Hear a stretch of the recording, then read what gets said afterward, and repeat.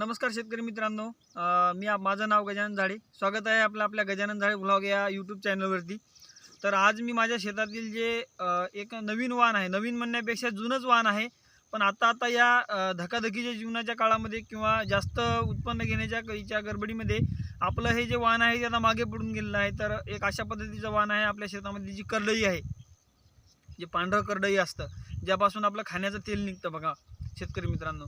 तर आता या धकाधकीच्या जीवनामध्ये किंवा या जास्त उत्पन्न घेण्याच्या याच्यामध्ये शेतकरी काय करतोय, जे आपण घरी आपल्या रिफाईंड जे तेल आणतो किंवा खाण्याचं जे तेल आणतो, तर ते काय आहे, सगळं भेसळयुक्त असल्यामुळे आपल्या शरीराचं सुद्धा काय होतं, चांगल्या पद्धतीने शरीर आपलं सदृढ न राहता काय होतं, आपल्याला अनेक प्रकारच्या अशा बिमाऱ्या आपल्या शरीरामध्ये जळल्या जातात, जेणेकरून काय होतं, आपलं आयुष्यमान सुद्धा कमी होतं. आणि काय होतं, त्यापासून आपल्याला वेगवेगळ्या प्रकारच्या बिमाऱ्या, मोटापा झालं किंवा मधुमेह झालं, हार्ट अटॅक झालं, हे अशा पद्धतीचे जे काही रोग आहेत ते जास्त प्रमाणामध्ये आता शेतकऱ्यांना सुद्धा जडू लागलेले आहेत.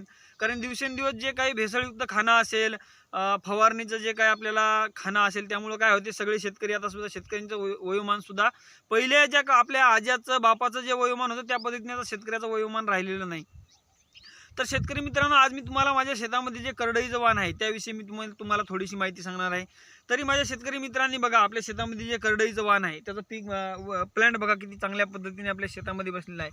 याला आम्ही आतापर्यंत एक पाणी दिलेलं आहे आणि आता एक फवारणी सुद्धा आम्ही केलेली आहे.